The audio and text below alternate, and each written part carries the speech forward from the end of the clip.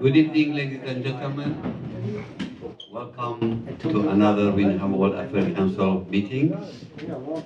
Um, I have had the pleasure and honor of introducing many great and distinguished speakers before, and that includes many ambassadors and scholars that have enlightened us about world politics. But tonight I have a great honor and pleasure of introducing one of our own board member of Windham World Affairs Councils, who will be enlightening us about a subject and a topic that is in the press every day, and we need to know more about it. And she is Dr. Clare Morgana Gillis. Dr. Gillis will be enlightening us tonight on a various timely issues. She will cover the ISIS propaganda in a talk she has entitled, right here, you can read it for yourself. She will also be covering the dilemma posed by the corruption of captured foreign ISIS fighters in Kurdish jails in northeastern Syria, a problem which has been compounded by the US abandonment of its Kurdish allies, resulting in a Turkish military operation inside Syria, which raises the possibility of mass prison breaks and a resurgence of ISIS. Dr. Gillis has a unique qualification for this talk. She has both high-level academic training and deep experience as a journalist in the Middle East, in addition to receiving her PhD from Harvard University in early medieval European history. She has been a foreign correspondent in Egypt, Libya, Syria, Iraq, Turkey, and Mali for various publications, including The Atlantic, USA Today, and Foreign Policy. Thank you, and please welcome Dr. Gillis. Thank you so much. I don't need that. Thank you so much for the introduction, Esag. I really appreciate it. And thank you all for coming tonight. This is a heavy-sounding talk, and it is certainly, we will be talking about a lot of delicate issues in a way. I think I'm going to discuss aspects of ISIS propaganda and its afterlife in popular culture, and also the relationship or the effect that that propaganda has on the current situation in Syria, and especially as concerns suspected ISIS detainees and their families. So first, I'd like to just say a few words about best practices in terms of studying violent propaganda. I've been mindful to, not reproduce these images as much as possible. And, in this talk, we will see some images. However, they are just fictionalizations in popular culture. We're not going to look at actual ISIS propaganda. I assume in a sense that many of you are familiar with this sort of image that's very common, that is, a kneeling captive in the sand, and then there's a masked captor standing behind the captive with a knife to their neck, something like this, and the captive dressed in an orange jumpsuit. These are stills taken from videos that ISIS released as they executed a number of Western hostages in 2014. And so I really didn't want to, these include friends of mine, I really don't want to reproduce it too much. However, you know, as a scholar, as a journalist, you have to look at things. You know, you have to look at what has actually happened to try to understand, first of all, you know, the technicalities, like where did this happen? You know, are there landmarks that can be identified? What are the people saying? What is the argument being made in, you know, in the video that's being shown and what have you. And so you're always trying to kind of go between sensitivity to the victims and their families and, you know, how do we gain knowledge from these things from a historical or journalistic standpoint. And a number of organizations, media organizations and so on, have identified best practices for looking at ISIS propaganda. It's basically you want to say what it is, flag it with some kind of watermark in the corner. You don't want to circulate a lot of images that glorify the perpetrators. There was a big move once these hostages were executed and the news articles started coming out about them. It's like, don't reproduce the photos that come from the execution videos. Like, circulate photos of them as they lived and worked, you know, not as they died.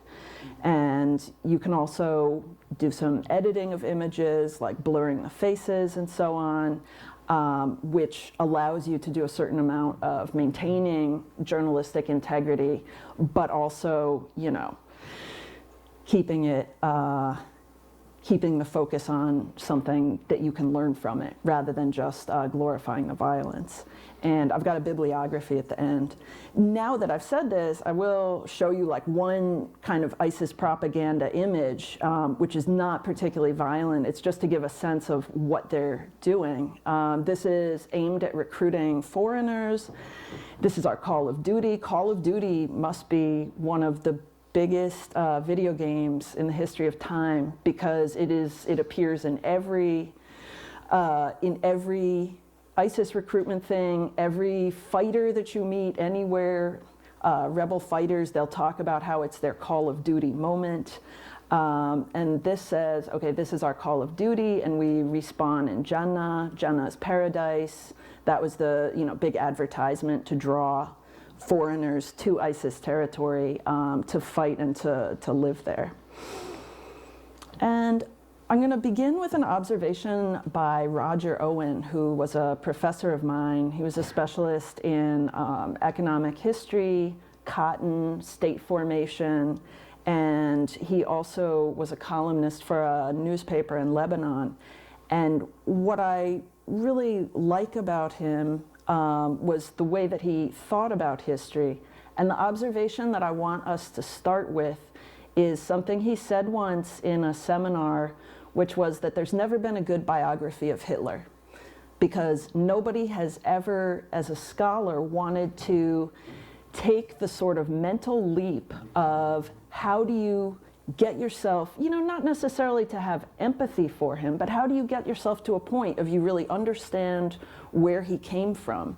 Inevitably, biographers develop some sort of, you know, some sort of common outlook with their subject because they've put themselves so thoroughly into their shoes. And this has struck me as really important as I've considered ISIS propaganda and how we think about it and how we think about, you know, who are these people and how did they come to this point of, you know, doing these horrific things.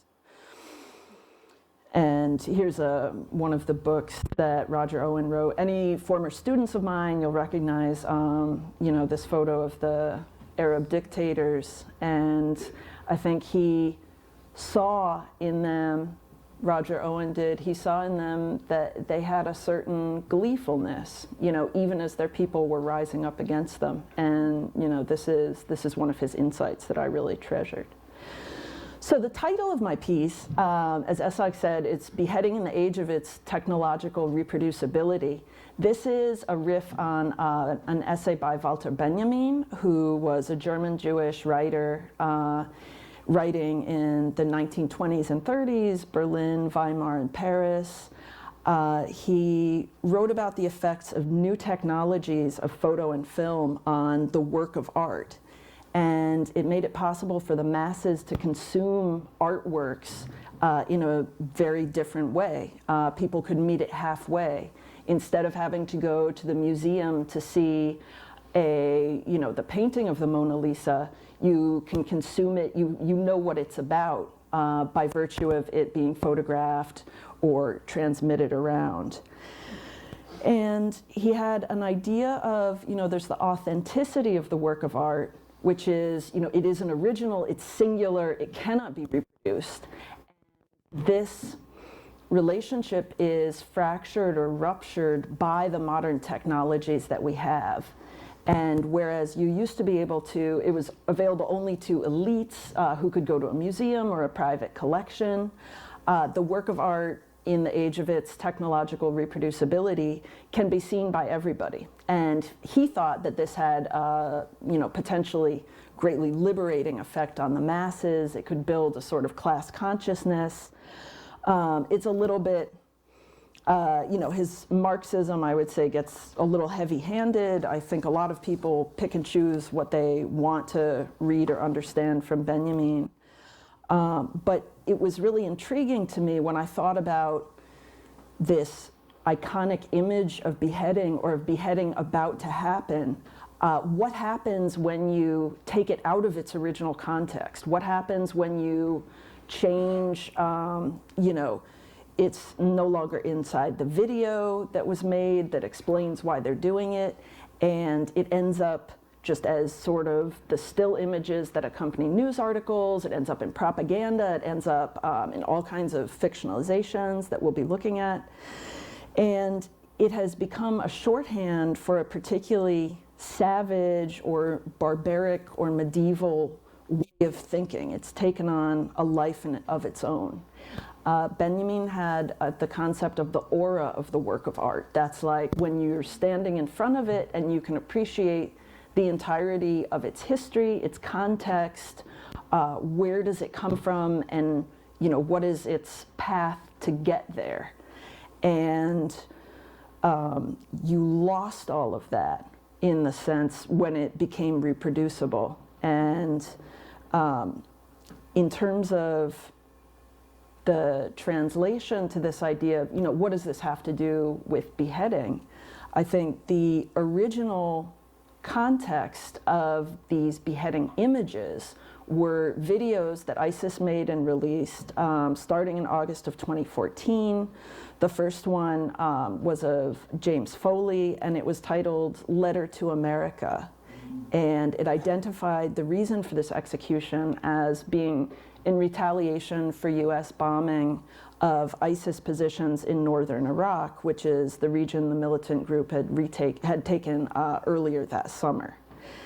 And what makes the video authentic is, what makes it profoundly troubling. It shows an execution. And if you watch the video, I think in a certain way you end up implicated in that, in that display of information, in that the reproducibility of that moment. It might not be intended for you, but since it was filmed, it's intended for reproduction, it's intended for dissemination, and if you watch it, you are implicated. It draws you in.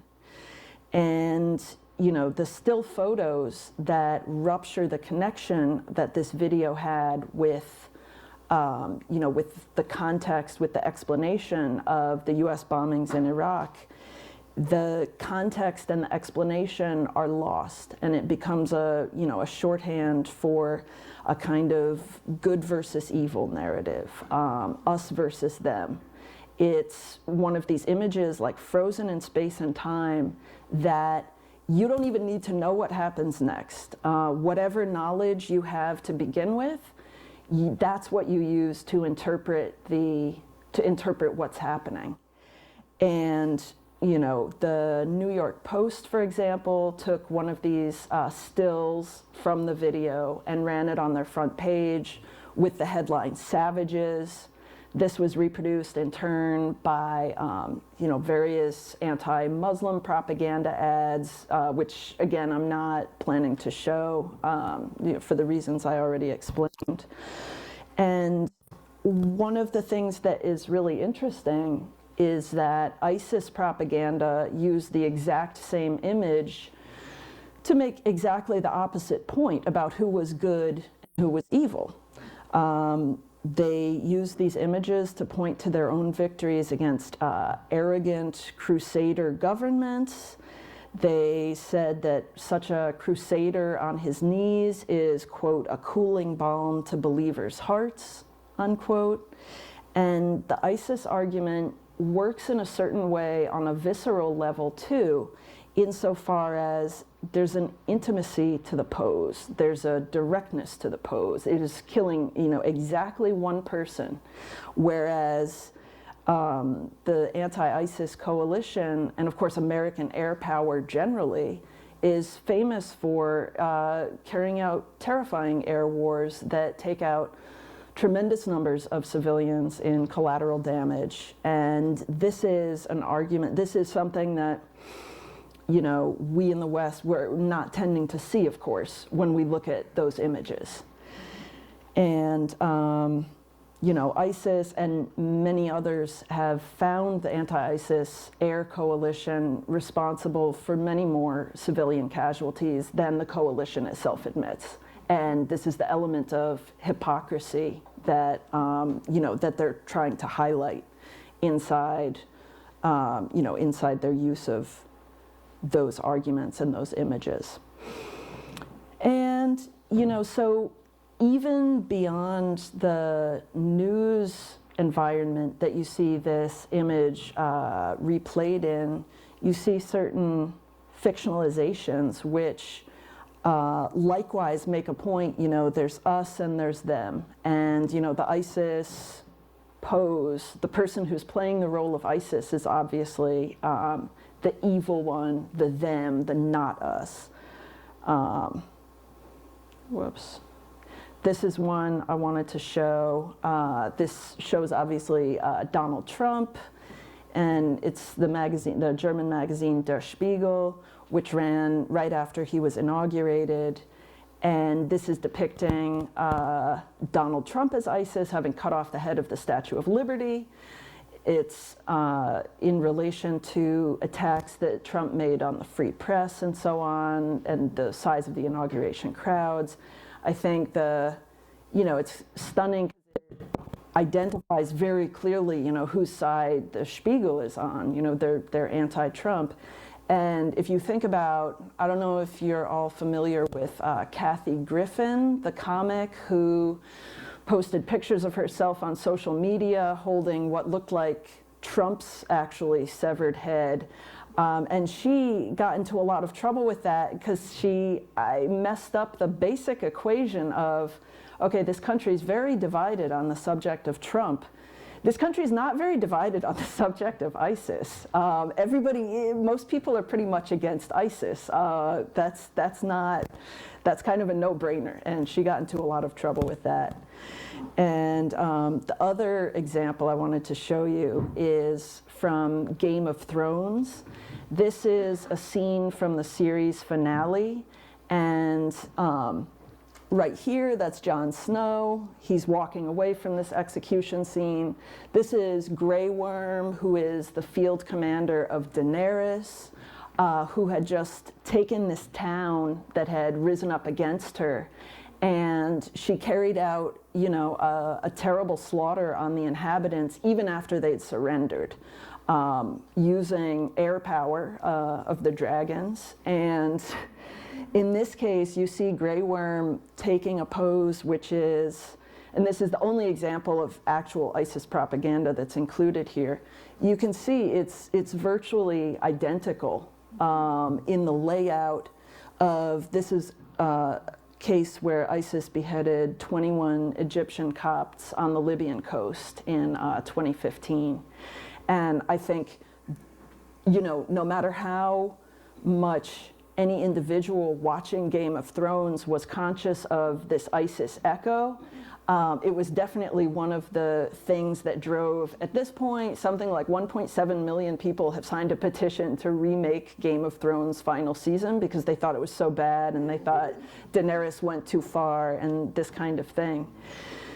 And I just find the visual echo here so significant and obvious. And there's one other,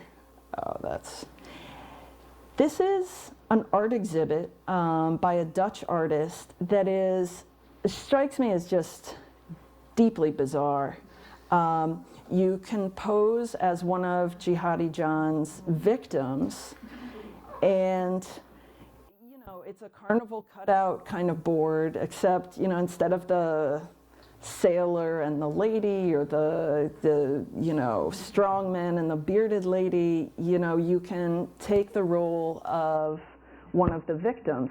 Now, I dislike this for a variety of reasons, but one of the, it's also significant that you're standing as the victim, whereas the victims were always kneeling. I think that's an essential part of the positionality of the original ISIS image.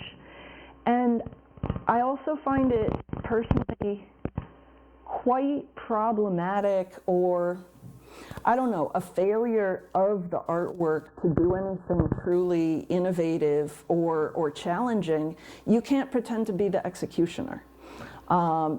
Is it important that people should try to pretend to be the executioner? I don't know, but I think that the us versus them that is exemplified in this artwork is it's deeply problematic, because it's not even and this kind of exclusionary thinking, we can imagine ourselves being a journalist, a selfless aid worker, somebody who is on the ground in a dangerous place to expose civilian suffering. How hard is it to try to imagine being that person? It's not very hard. People, up until the moment that somebody dies, people like to think of themselves as very good people. It's not a challenge to the viewer at all. And this kind of exclusionary thinking, I think, is quite important, because it informs how we think about the captured ISIS prisoners who are in Syria today. And now I would like to turn to a live map of the Syrian situation, which I don't know if you can all see that. Basically what we have here is, so these are regime forces in red. The yellow is the Kurdish forces, blue is Turks, green you can see in that area where there's a tremendous amount of activity. Each of those little dots is some kind of news article. This is an online open source map that collects data from all over the place. And it always has some kind of source, like a video or a photo, often Twitter. And so you can see what's going on there now to a degree. And I'll zoom in a minute. But what's happened now is that, of course, President Trump has made this precipitous decision on October 7th to stand down US troops in observation posts here along the Turkish border. It's a very sensitive map. It's kind of hard to, if you just bear with me.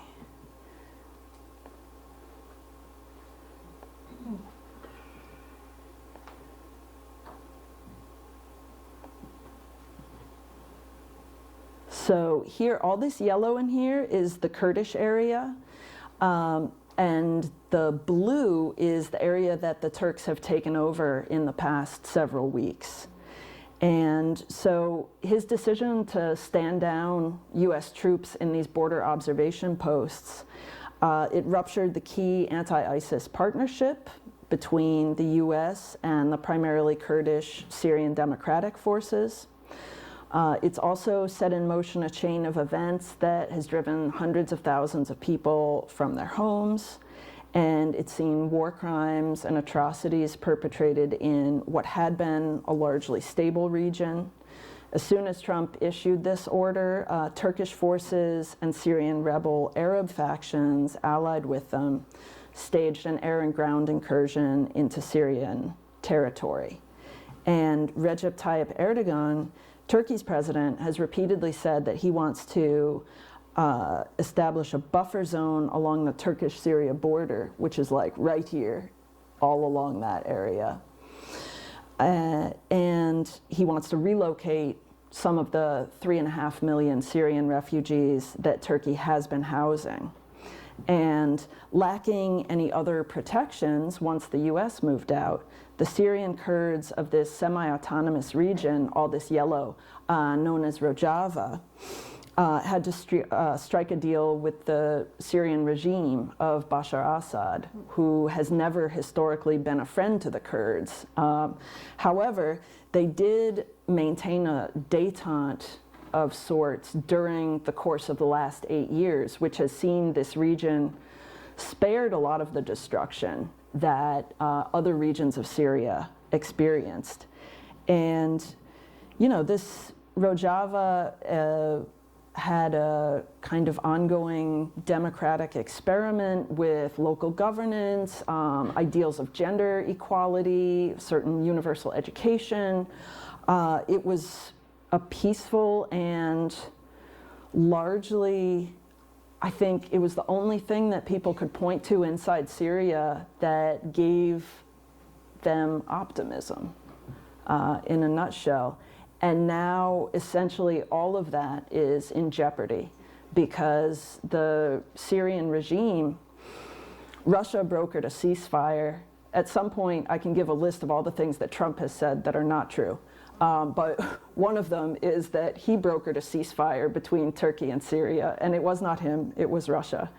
Russia brokered the ceasefire, and it is an agreement between Syrian, Russian, and Turkish troops to clear the area, this buffer zone, of Kurdish fighters and to carry out joint military patrols between the Turks and the Russians. So a lot of these little dots that you see here, Russian military patrols, Russian military patrols. You know, a lot of these things are just, whoops.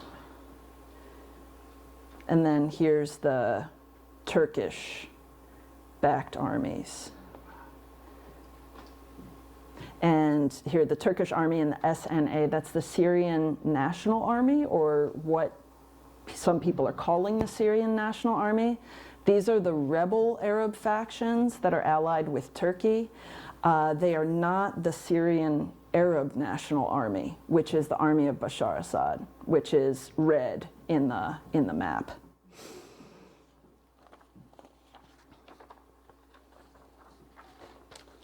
And what I want to focus on here is the situation of the detained ISIS fighters and suspected fighters and their families.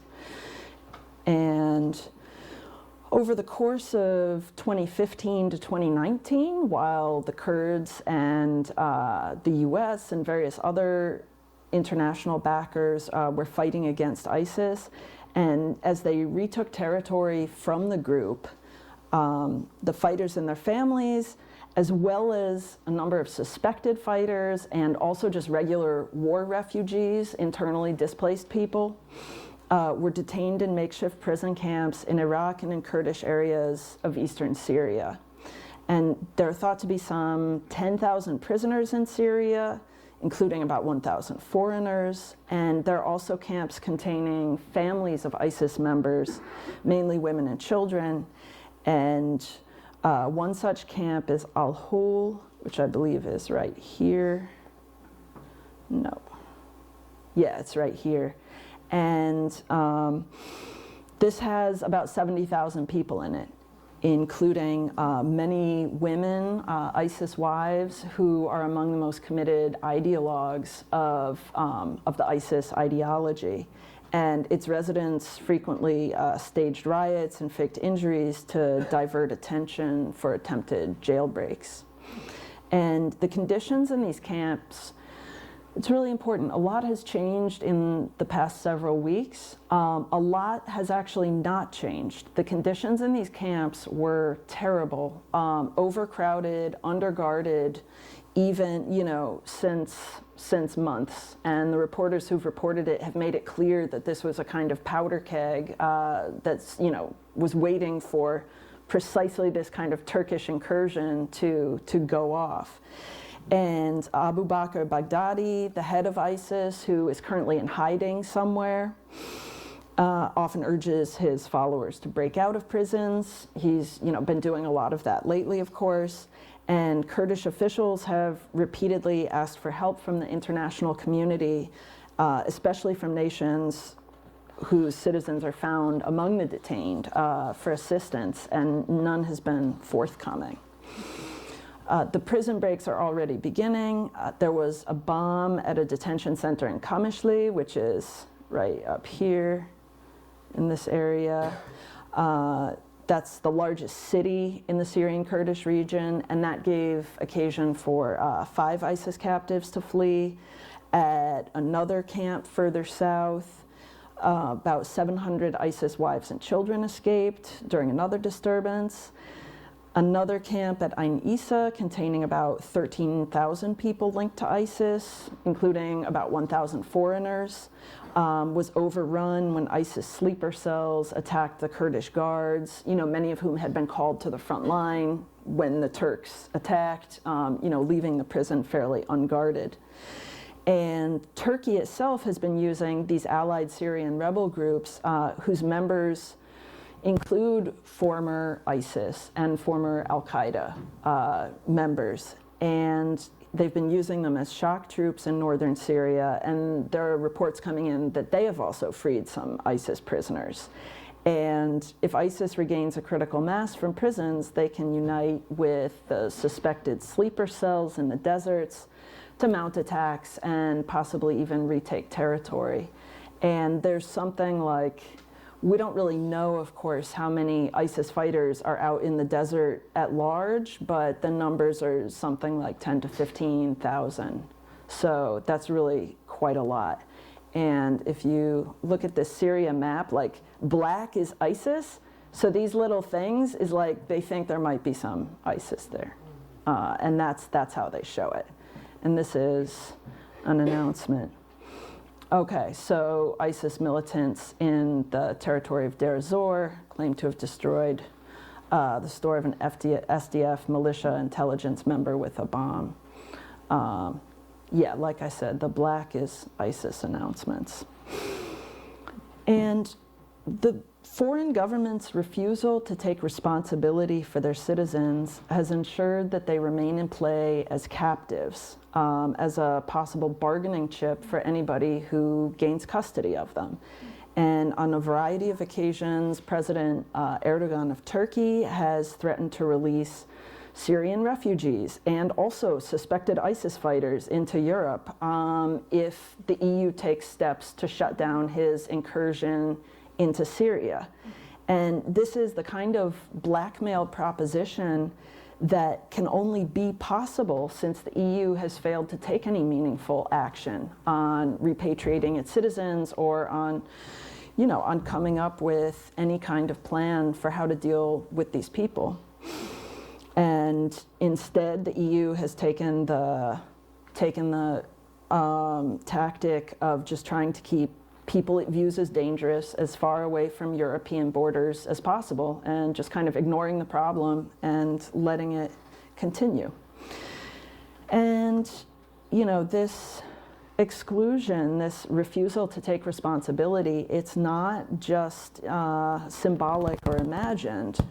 The UK has stripped citizenship from the 2 surviving ISIS members of a group known as the Beatles, who there were 4 of them. They had British accents. That's why they started being called the Beatles. And this was the cell that was responsible for holding and torturing and executing the UK and US and Japanese citizens in 2014. And, even in Iraq, where some of these ISIS fighters are housed, they are going to court trials, but the trials don't meet anything like standards of justice that we would be accustomed to. There's confessions that are coerced. None of this meets a standard of due process. And the standard penalty for ISIS membership is death. And all of these are violations of basic human rights law and international humanitarian law. And go back.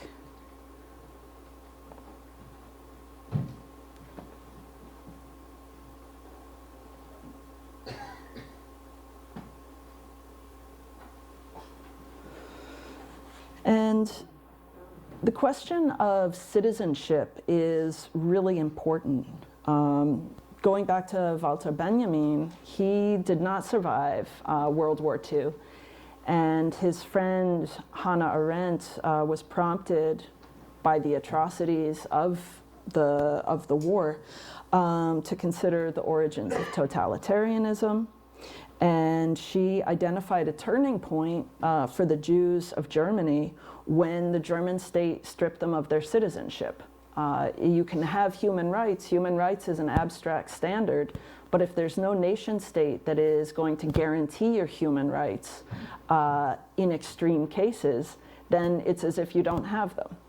And one of the other, so Hannah Arendt wrote about this. There was also a significant body of legislation introduced after World War II meant to enshrine norms, enshrine into legal norms the horror that everybody felt, after the atrocities of the Holocaust and, the other human rights abuses. And so this is why the Universal Declaration of Human Rights includes the right to a nationality inside, as one of the articles.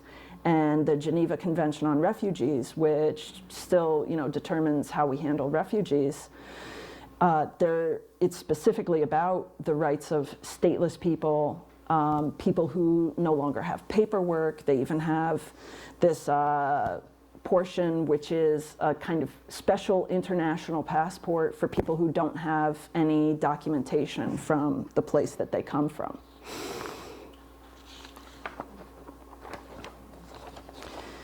And, when you think about the human rights abuses that ISIS propaganda is trying to highlight for us, like the use of their orange jumpsuit, one of the most potent incubators of violent extremism in the Middle East is the carceral system that has grown up as the US has prosecuted the global war on terror. They have detained, thousands of suspected jihadis and committed horrific abuses at prisons like Abu Ghraib in Iraq and Guantanamo Bay in Cuba. Abu Bakr Baghdadi, who would later become head of ISIS, was actually held by US forces in Camp Bucca and Abu Ghraib in 2004. And there he came into contact with religious extremists as well as former Iraqi army officials who lost their posts when Saddam's Ba'ath Party was disbanded in 2003. And many of these went on to become key players in ISIS, in fact. And these prisons have been referred to as jihadi universities. You might have gone in without any particular violent or anti-American ideology, but the inmates found common purpose in hating their jailers, the detention arm of a foreign force that occupied their country. And they heard the Americans talking about instituting democracy and human rights and the rule of law, and they saw them consistently abusing prisoners' rights and due process. And ISIS's fondness for waterboarding the hostages and dressing them in the orange jumpsuits that are reminiscent of those used at Guantanamo shows how keen a sensibility they had for the fault lines in the moral logic of superpower. And the Assad regime, for the record, has no better history incarcerating jihadis than the Americans do. Assad facilitated movement of international jihadis to Iraq to fight in the insurgency against US occupation in the 2000s. And when the origin of the current civil war was an uprising that began in 2011, and right at the beginning, Assad released thousands of jihadis from his prisons to bolster the argument, or to bolster the ranks of his enemies, which then bolstered the argument that he was making about his vicious crackdown on protesters, that he was doing the good work of fighting terrorism, which is, you know, the work that all of us in the civilized world are supposed to be doing. And, you know, now, as the Syrian regime consolidates control of these Kurdish areas, the suspected ISIS detainees there are, you know, terribly afraid of the torture chambers, of falling into Assad's custody.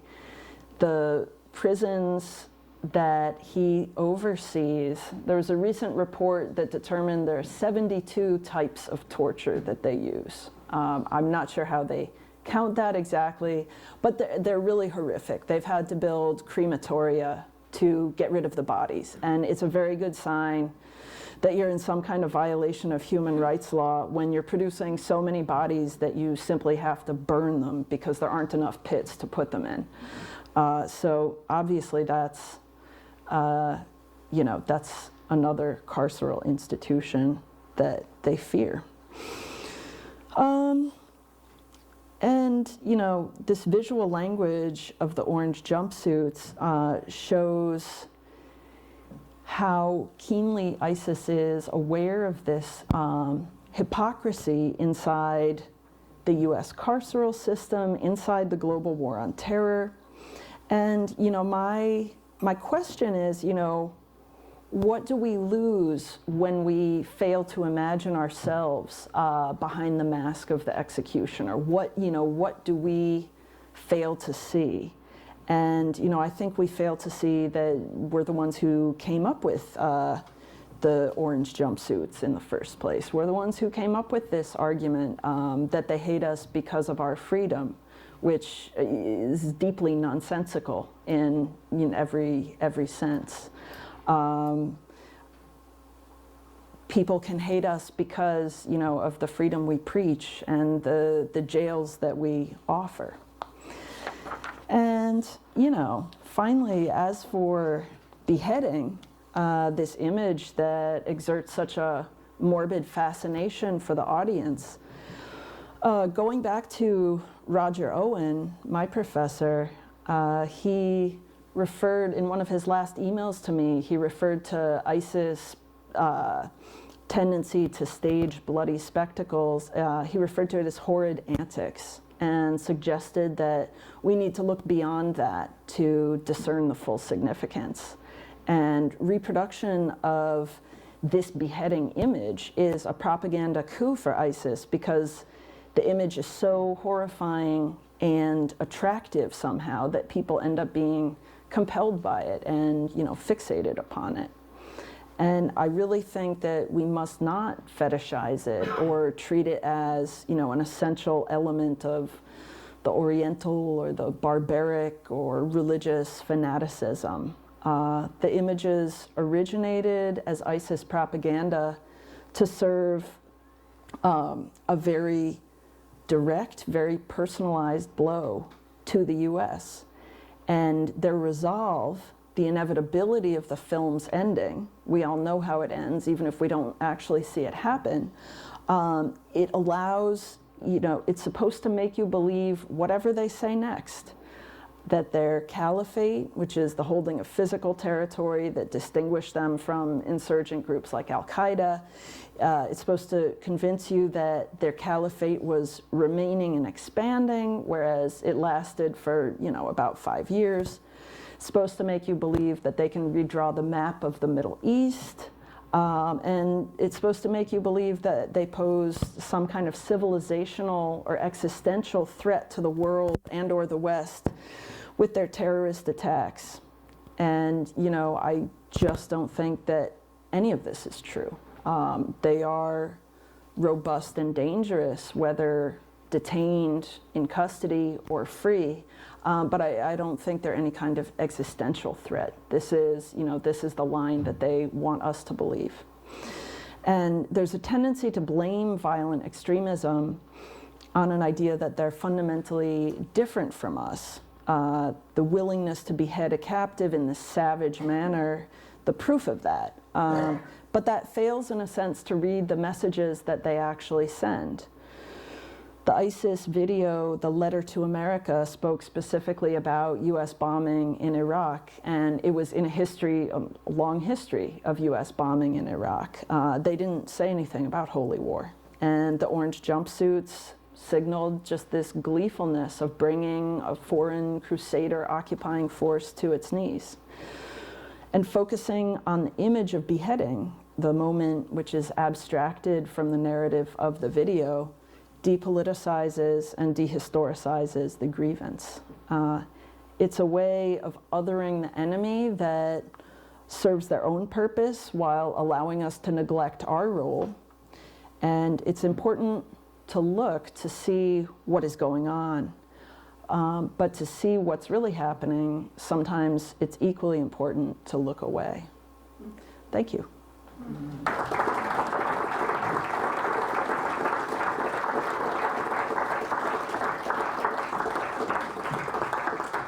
I will be happy to take some questions. Yeah, Cyrus. Thanks so much for a great talk. Cyrus, I'm just going to ask if you use the microphone. That way everyone can hear you. Sure. Thanks so much for a wonderful talk. I had a question related to your last statement there, which is looking away, and in particular, the future, looking towards the future of where we'll have perhaps more of this, because it looks like if things go in a certain direction, there could be regrouping, a reforming of the media team that originally was producing all these videos and disseminating them, and perhaps more hostages and further violence. So in that case, there will be production of these new kinds of propaganda things, and that will, they can't just shoot the video and hold it on. They've got to somehow get it out, right? For it to have an effect, it has to actually reach their intended audience. They have, as you pointed out, dual audiences. They have their own recruiting, so they're trying to have people living in the Middle East and outside the Middle East who are sympathetic to move to their new caliphate, perhaps, or to join sleeper cells outside. And they also have this, as you pointed out, wish to form mental terrorism towards the West, in some sense. And so there's been this big debate lately about, well, if we somehow could just prevent the dissemination. You know, they're going to do what they're going to do, make any kind of propaganda they're going to make. If we could just keep it contained so that it couldn't get to those two markets, those two consumers of that media, perhaps we could ban everybody from all these different internet sites, or we could detect things as they were being transmitted and have some sort of algorithm automatically delete things, these types of videos, detect them and delete them before any human saw them. Or we have thousands of poor people who have this task of moderating the internet. At Facebook, there are these farms where they make people in India and the Philippines watch all the videos before they're disseminated, and if they catch them, they delete them before they're seen, right? So there's this whole industry of human beings forced to watch this stuff and try to catch it, and some gets through anyway, right? So what's your opinion on this issue of shutting down media dissemination of propaganda before it reaches the end? Is that something you approve of, you disapprove of, freedom of speech issues? What are you thinking about this? I'm not really confused about freedom of speech issues in this case. It's a snuff film. It's not free speech. It's a crime. There is a lot of people, a lot of tech companies have great hope for artificial intelligence to detect these videos and this propaganda before it gets out. There hasn't been very much success with that so far, just because the human mind can still do a lot more than AI can do. And the people, you're right, the people who work in these jobs of spending all their time flagging violent extremist content on YouTube or on Facebook, it's a really rough life. They're all in a lot of therapy all the time. And a lot of them have also said that when it comes to conspiracy theories and whatnot, even if they know it's wrong, just exposure to something over and over and over again makes you think that it's true. even if you intellectually know that it's wrong. There have been some innovations in terms of finding known ISIS Twitter accounts and creating a kind of fake echo chamber for them so that it looks like they're being retweeted and shared, but they're actually going into a kind of digital dead end. One of my students was working on that for a while, and that's the kind of thing that, you know, could be really interesting. But the fundamental problem is, like, there's so many tens of thousands of these accounts, and as soon as someone deletes one, another one pops up. It's not, you know, it's not that hard. It's an ongoing problem. Yeah, you're absolutely right. Yeah. Okay, I'd like to use I think You just use your the mic. mic is coming to you. Thank you. I'd like to use the Dutch artist piece, Yeah. which seems very ghastly to us, but I feel as though Europeans are closer to the Middle East. That's why they have this kind of like radical approach to it. And what do you think then is happening in our reality when the United States is definitely funding Israel and Egypt, when both of them do nothing about Sudan or Syria?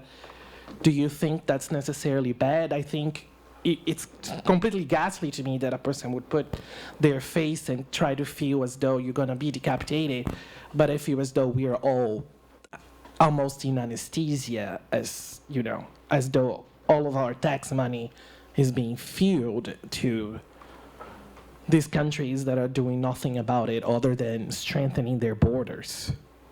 Yeah, what was your question specifically? I mean, just about the Egypt and Israel, or about this art piece? The art piece. Okay.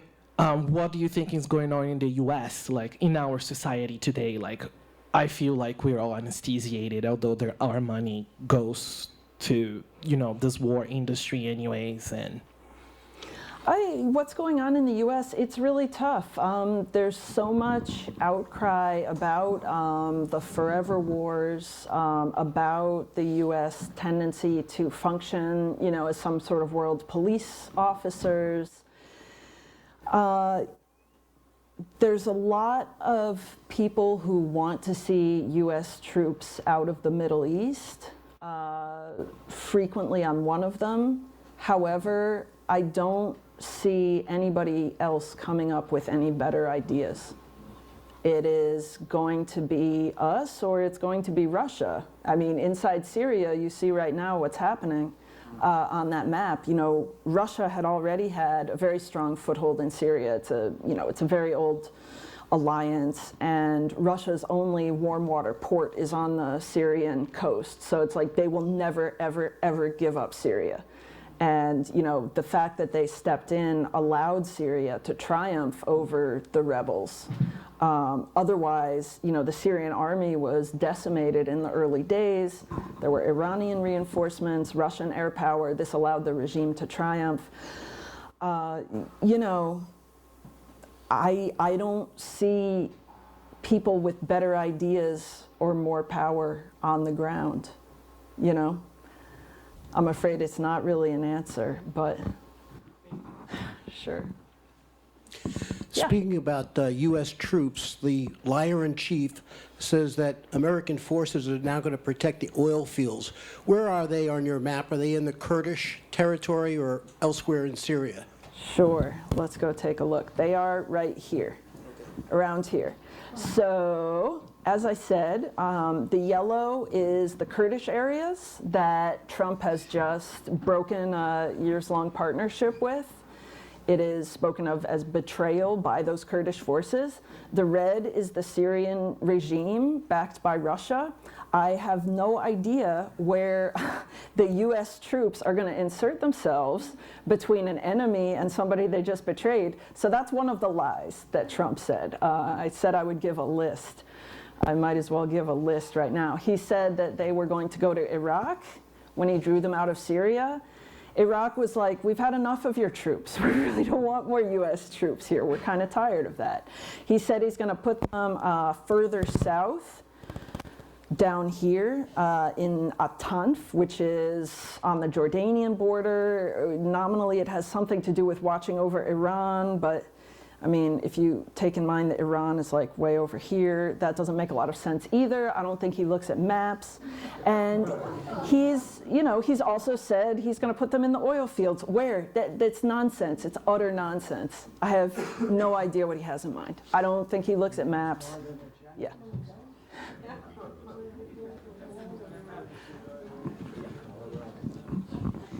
Thank you, Claire. It's a really great talk. Our military uses a lot of propaganda, too, especially to recruit people and keep the men and women who are being shuffled around now seemingly without real purpose, wondering what the heck is going on militarily. And I just wonder if you've come across a lot of soldiers in your work and how our own propaganda that the United States creates relates to what ISIS and Taliban and Al-Qaeda are also producing. Yeah, I mean, that's a great question. I don't know a lot about U.S. military propaganda. I do know that in the wake of Trump's abandonment of the Kurds, a lot of the special forces units that were on the ground advising and assisting the Kurds, they were giving reports to reporters that were like, look, I'm ashamed to be American. Like, we were fighting side by side. You don't do that to somebody who you've been fighting side by side with. The way that the partnership worked between the U.S. forces and the Syrian Kurds fighting against ISIS is that the U.S. provided air support, weapons, and training, and, you know, advise and assist on the ground of the Kurdish forces. U.S. lost about 4 service members in Syria during the fight against ISIS. The Kurds lost about 11,000 of their soldiers because they were the on-the-ground force. And that's how the U.S. partnership worked. And that's a very standard U.S. partnership because it's so technologically superior that it can, you know, if you come in with the offer of close air support and weapons and assistance on the ground for somebody who has absolutely none of those things, of course they'll say yes. They need that. They need that desperately. And, you know, that's pretty much it. Yeah. So the Turks, the Kurds. You've got a microphone there. So the Kurds are now allied with Assad. Yes. And Turkey's going to invade, and Turkey It has hates, invaded. Yep. has invaded, and they hate the Kurds. Yes. They're always threatened by the Kurds. So now is there going to be a war between Turkey and Assad? No, because Russia brokered a ceasefire between them. So which side does Russia hang with? Russia in the long hangs run? in the red. All that red is all the Syrian regime, and they are backed by Russia. And if you look at, see these little red spots here? Russian observation point, Russian observation point, Russian military outpost. They're all over in here. And we've also got, Turks, and somewhere there's also Iran. Yep. So what is Assad going to do with all these Russians, and what is Erdogan going to do with all these Russians? Well, Assad and the Russians are very close. They always have been. They always will be. Like I said, Russia's only warm water port in the world is off the Syrian coast. It's right in here. There's no way they will ever let that go. They will prop up the regime till the end of days. The relationship between Turkey and Russia and Iran is much closer now than the average NATO member would argue is okay for a NATO member to be. And the other thing that's been going on for the last, 5 years, there's been a peace process that is carried out under Russian supervision in Astana in Kazakhstan.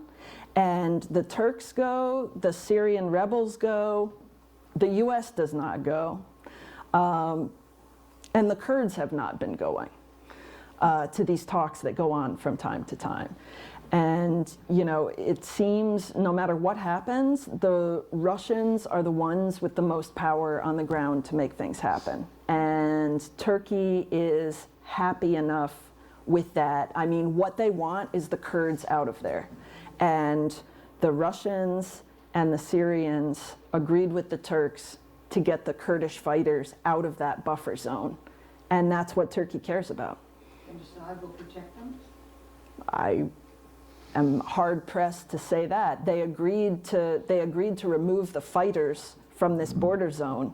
So what does that mean for all the civilians in Rojava who have been protected by the Kurdish fighters for the last 5 years? I mean, it doesn't look like their society stands a lot of chance of surviving either. Hi. In regards to the so-called ISIS brides, why do you think they're some of the most committed members of ISIS, and how do you think gender plays a role in radicalization and propaganda? That's a great question. How does it play a role? I mean, if you think about people who you know, really don't feel at home in the society that they're growing up in. A lot of these ISIS brides were like second generation Muslim immigrants whose parents tried more to assimilate with the Western culture, and they themselves were ambivalent. They didn't feel fully part of, say, like US or Belgian or what have you culture, and yet they were still, you know, very cut off from their countries of origin. And one of the things that ISIS propaganda promised everybody, not just the chance to kill infidels, it was the chance to live a meaningful life within an aegis of Islam, you know, if you accept their version of Islam for what it is.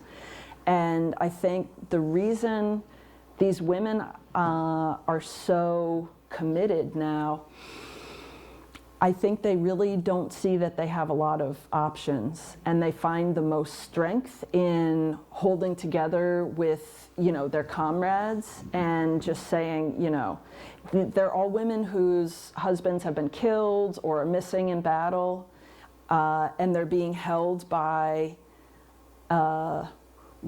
they're being held by an oppositional force. I mean, they're being held by people who hate them. So it's like, where do they go for solidarity?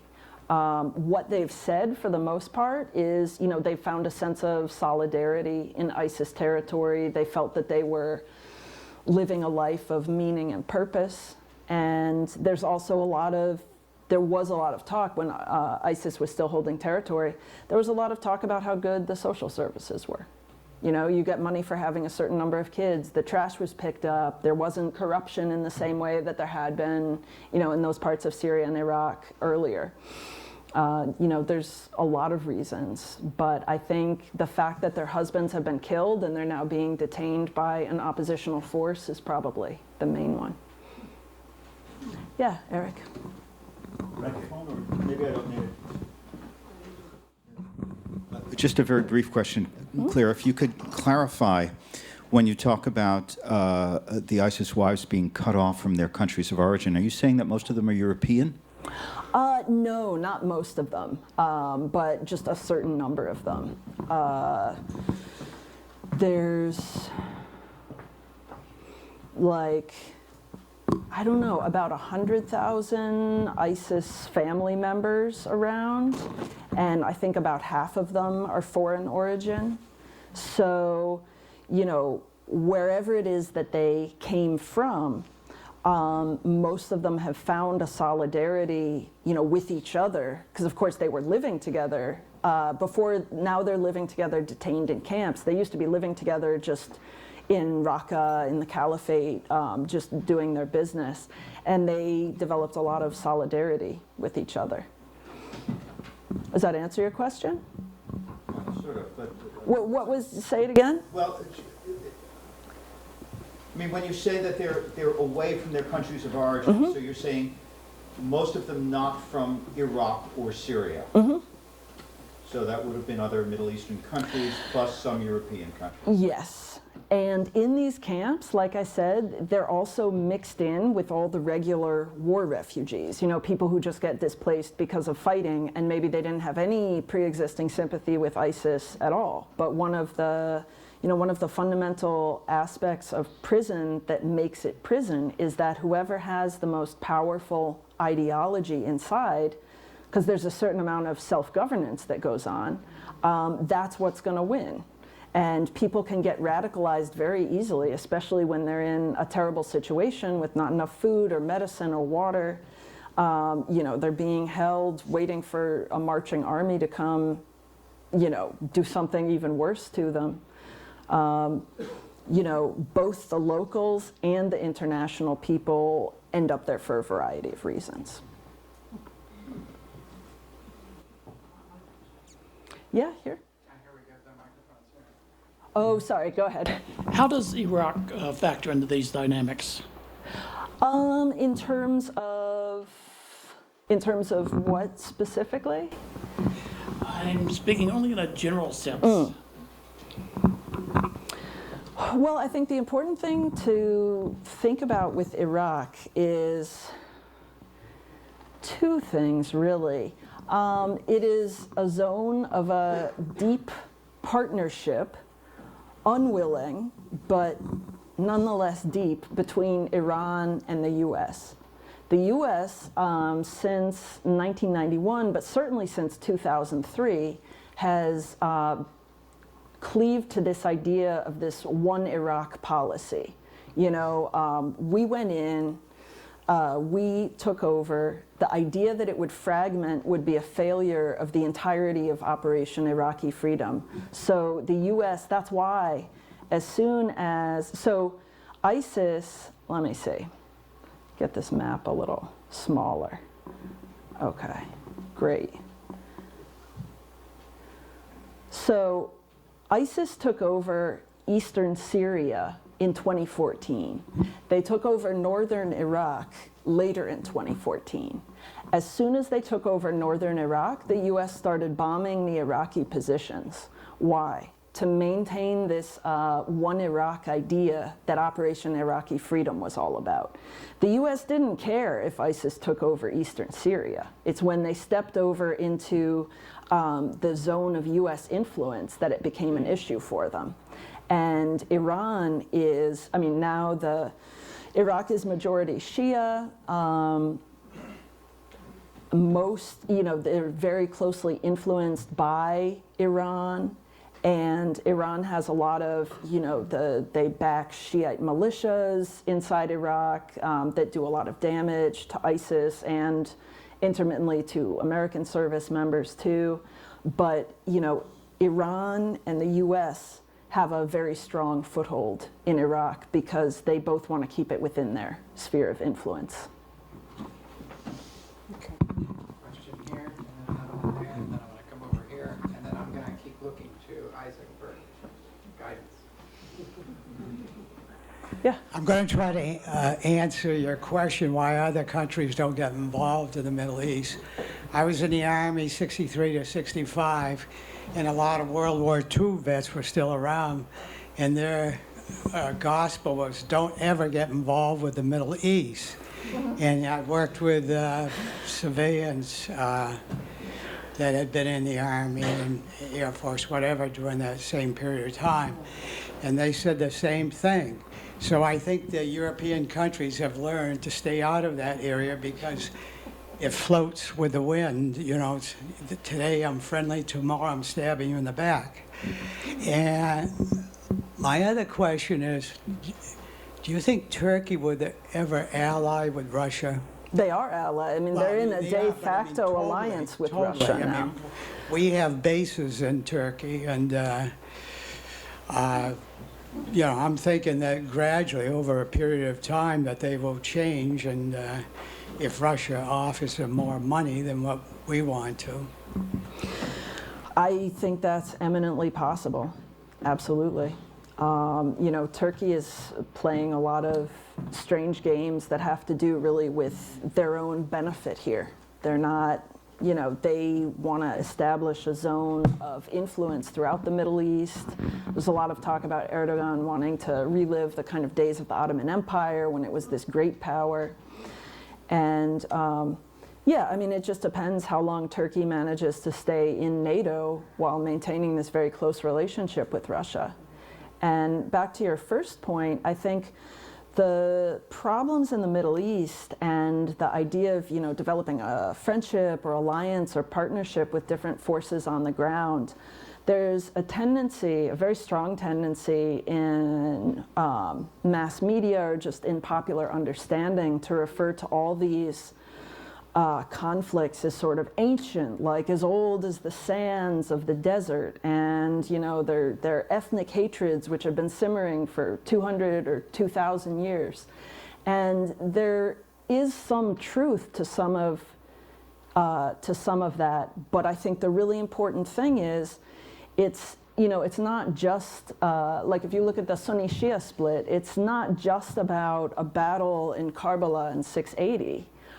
It has to do with, you know, whose side the US was on with Saddam or against Saddam. It has to do with, you know, roles that the US, European countries, others have made strategic alliances that have pitted those, you know, ancient or sectarian or what have you, divides against each other. And, you know, we've always done it for our own purposes. And we can say that we get burned, but they're saying that we burned them. For sure. Thanks for the remarks. I found them interesting. One of the things that's rather confusing to me is that Kurds, for example, in Iraq, have this tendency to factionalize and to be internally divided. Unlike everybody else in the world. Yeah. But also, cross state lines, the different Kurdish communities in Syria, Iran, Iraq, have also frequently been at odds. And so I'm not entirely sure why Erdogan's actions help him with his own Kurdish problem. Oh, it's a great question. Yeah, there are tremendous divides between Kurds. There's, you know, inside Iraqi Kurdistan, which is the most homogenous, most autonomous region where there are Kurds out of the 4 countries where they exist. There's a huge political divide that's, you know, it's been going on for generations. It's one of the things that makes it very difficult for them to declare any kind of formal independence. Inside Turkey, the major Kurdish group is the PKK, the Kurdistan Workers' Party, which is listed by Turkey and the EU and the US as a terrorist organization. They've carried out terrorist attacks in Turkey and also in Europe. It's useful to think of the Kurdish Syrians as sort of cousins of the PKK. They do not have, I mean, they're not formally the same organization, but they are related. They all train together in the Kandil Mountains in Iraq, and they have since the 70s or 80s. And the difference is the Syrian Kurds do not have aspirations that go beyond Syria. They want to have this yellow autonomous region for themselves. That's what they want. They're not interested in anything in Turkey. They have a cousin or familial relationship with the Kurds in Turkey. And Erdogan is simply worried that seeing this autonomous region inside Syria that's run by Kurds, he's worried it will embolden the local Kurds inside Turkey. And make them want to, you know, declare a state for themselves, declare an autonomous region. I think that's his fear with that. I have 2 questions, but you can just answer one if you don't have time. We don't have time. I got one over here and one here, and then I'm told to close. Well, in fact, even then I'm going over. So just hold it to one so the other 2 can get in. I understood that Turkey had helped supply ISIS before, when they were in Raqqa. Is that the case? Because you mentioned that the ISIS prisoners would be worried if the Turkish came in, that it would be bad for them. They are worried that the Assad regime will come in and it'll be bad for them. they are less worried about Turkey coming in because since that would be, let's see, a kinetic situation, it's like two sides coming in contact with each other. If there's a jail anywhere on a front line, there will be a jailbreak when the territory changes hands, like either intentional or unintentional. And in terms of Turkey having supported ISIS, well, I mean, one of the fundamental things that is true and has always been true about the Syrian conflict is that all ISIS members who showed up in Syria came through Istanbul, and then they flew down here to Gaziantep or to Hatay, and they got transferred into Syria. So people called it the jihadi highway in 2014, 2015. The Turks definitely turned some kind of blind eye to them. So you can characterize them as supporting in some way, for sure. Is there any explanation why they aren't as worried about ISIS as they are about the PKK? I think because ISIS is specifically something that has aspirations in Iraq and Syria, whereas the PKK has aspirations inside Turkey. Okay, last two short ones. Yes. Here, and then the gentleman over there, and then we'll ask your folks. Okay. Hi, so I'm wondering, what do you think about extremely violent videos and imagery circulated that's not to glorify violence, but to call attention to it? And do you think there's also dangers in that practice? Yeah, that's a great question. Susan Sontag wrote a book regarding the pain of others, and she tried to answer this question of, you would think that with a lot of violent imagery from war, just war photography and whatnot, you would think that it would serve as a deterrent for people to go to war because it's so horrible. And she tried to answer the question of why it does not at all deter people from going to war. I think it's a lot more likely that people get desensitized to images when they're repeatedly exposed. And back to the question earlier about people at the Facebook farms and whatnot who have to sit around and look at things and determine if they're too violent to go up. They get so desensitized that they're really, it affects their psychology in every way. I'm not sure that there are images that make people not want to be violent, especially if people have some pre-existing reason to be violent. Yes, I've got a quick question about the oil fields. Sure. In eastern Syria. My understanding is that Syria is pretty much economically decimated at this point. Yeah.